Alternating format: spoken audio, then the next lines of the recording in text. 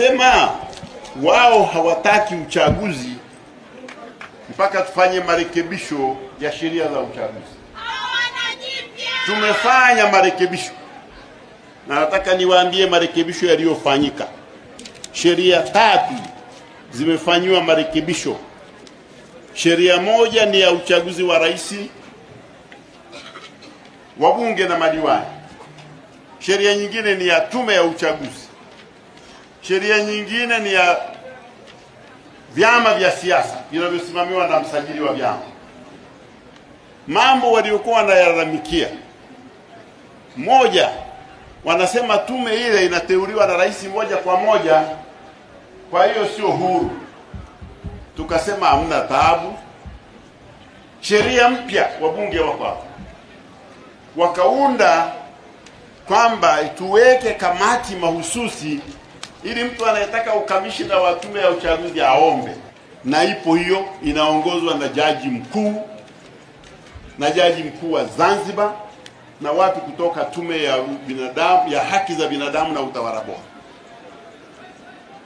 Kwa hiyo ikifika wakati mtu akitaka ukamishina anaomba, na huyo anayeomba anatazamwa kwa vigezo vilivyowekwa katika sheria vinavyolingana na kazi anayoomba.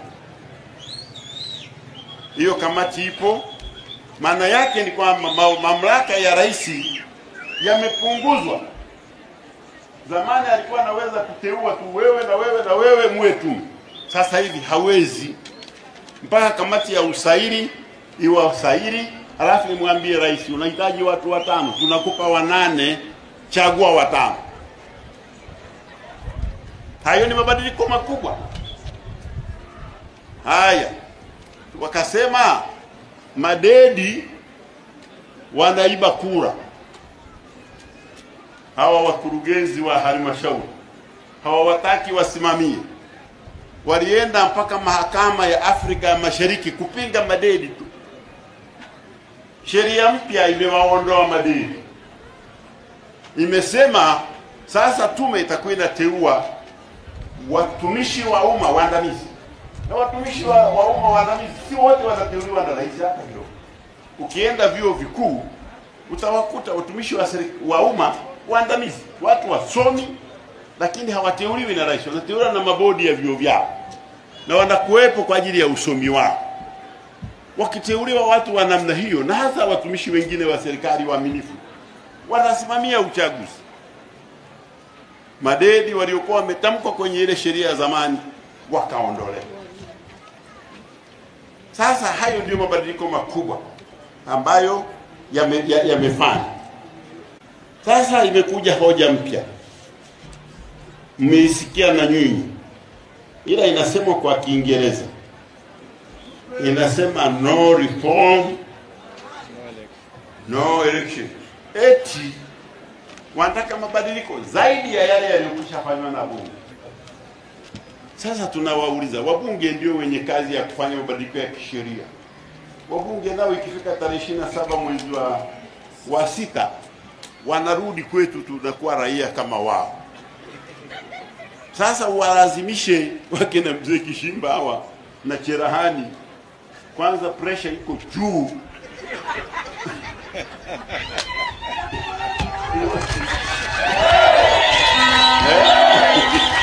Walazimishe kubaki bungeni wanafanya reform, watakimbia reform hawa, watarudi.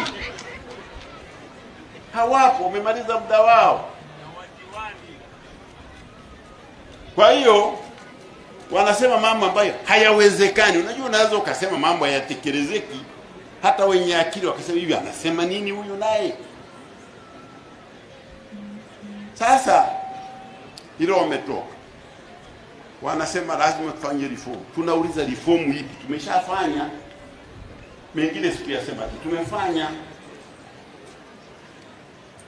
Kumbe ile ni danganya toka, kwa sababu hao watu wanaogopa uchaguzi. Wanajua wakija hapo mtawapiga chini.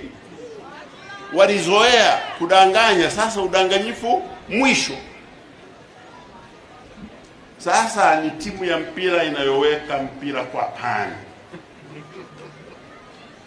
Si unajua timu za mpira zikiweka mpira kwa pani zinaogopa kufungwa mabao. Sio hiyo mnayoisema nyie. Mpira wa siasa, sio wa mpira ule wa uwanjani mnaotaka nini. Sasa nawaambia, haya ndiyo mambo ambayo yamewashinda. Kwa hiyo badala ya kusema tunaogopa uchaguzi, wanasema mpaka tufanye mabadiliko, ama sivyo tutazuia uchaguzi. Sasa nataka watu wananchi wa Kahama mjue, hawa watu hawana uwezo wa kuzuia uchaguzi. Hawana. Wanazuiaje? Wanazuia kwa kufanyaje? Maana katiba inasema katika ibara ya 41 hakuna mtu anaweza kuahirisha uchaguzi wa Tanzania. Uchaguzi wa Tanzania unaweza ukaahirishwa tu kama kuna vita. Sasa nauliza, huku Kahama mna vita? Sasa naahirisha au vita iko ndani ya vichwa vyao? Maana inawezekana ukawa unatembea kichwani mwako viti inapiganwa, alafu wewe unadhani na chini inapigana. Uchaguzi unaanza kwa watu kufanya nini? Kujiandikisha. Wakati wanapiga kelele wao ya no reform, Dar es Salaam wamejiandikisha watu maelfu, mpaka imebidi tume waongeze siku. Maana yake wanamwambia yule no reform, achana na maneno yako hayo, sisi tunataka kupiga kura.